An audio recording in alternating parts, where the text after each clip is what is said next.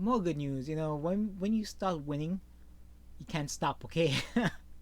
Again, the pandemic, it only sped up what was happening kind of in the world, right? So the Atlantic laying off nearly 20% of its staff. Okay, the Atlantic is they're okay. So they're propaganda, right? The way the journalism should be presented is that you present both sides of an argument, right?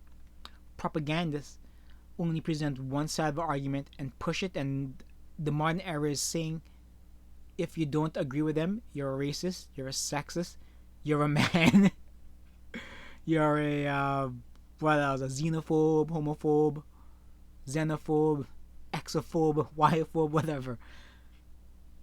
This is what the Atlantic is, okay? So when I see 20% of the staff, yes, should be sad for people losing jobs, but I look at it this way: these people shouldn't even be in their jobs, okay? Because they were never good to begin with, okay?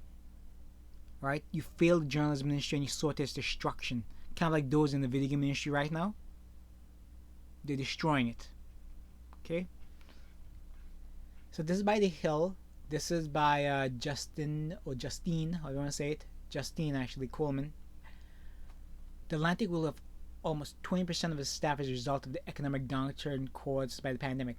David Bradley, chairman owner of Atlantic Media, sent a memo to the staff saying 68 staffers from the events, sales, and editorial departments will be let go before 11 a.m. Thursday. The Miracles will enjoy a general pay freeze for the rest of 2020. And top executives will also experience a pay cut, he said. Again, if they believe in socialism, communism, Marxism so badly, why not pay everybody equally instead of firing all these staff members? Because they don't believe it. It's like they believe the benefits state. That's the problem. What is it called? You want the benefits, but none of the downsides. Now, the downsides is the lower class, the middle class is always hurt. Or those who push it somehow will benefit, right? At least at the top. Those at the bottom and middle are just too stupid to realize what they're actually pushing for. Anyway, I want to tell our department colleagues how deeply sorry I'm sure you are, Bradley wrote in the memo.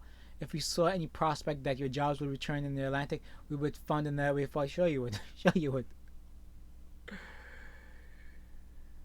Anyway, this is a brief memo for those who cares. I'm just gonna skip through this right here. This is nonsense here. Those being laid off will receive severance packages of minimum. That's pretty good. 16 weeks stay. I wish I had that. Alright, typically, employee being laid off received a minimum of 10 weeks, but Bradley said that added 6 weeks to support during this singularly difficult year, according to the full memo. The former employees will also receive health care, with the Atlantic paying the continuing of the health insurance or COBRA to the end of the year. The company pledged to provide job search support through Rise Smart. But that's actually, like, I'm not gonna lie, that's actually pretty good. You know, it'll be nice if it's a nice thing, you know, helping somebody look for a job. A lot of times, even when you're in graduate college, you have a useless degree. Even if you have a useful degree, they don't try to help you look for a job, and that's one of the reasons why I hate colleges. Besides the propaganda, is that they should really help people go there find jobs. You know, set them up for a job. The best they do is set them up for a free internship where they learn nothing but to serve coffee. Actually, I actually did free internships, and I would say they were always good to me. Okay, right, when I did internships, I learned a lot. The people I was with, it was a great experience. Okay, I will say that, right? Not everybody has a coffee experience. Okay, I never once was asked coffee to do coffee. Anyway, I know that pandemic is indiscriminate in its course, cutting through various industries, Bradley said, but as has been the case for decades, our media economies, especially there, again, if you would just stop attacking half the nation and call them racist and sexist, you can actually survive things like this. But you've turned so many people off. I do not watch television. I don't even read a newspaper. The only reason I find out stuff because people hit me up with some stuff while accidentally running into it, right, searching for other things. Uh, and it's there. I subscribe to a lot of like these once highest esteemed publications like the Times, USA Today. Anyway, the Atlantic has collected more than 90,000 new subscribers since March, putting total. Oh, that's pretty good. But the increased subscriber revenue did not offset the loss from advertising. Again, I do not feel sorry for these people. Okay, right? Mainly because I'm also in that percent that doesn't is unemployed and prospects look dim right now.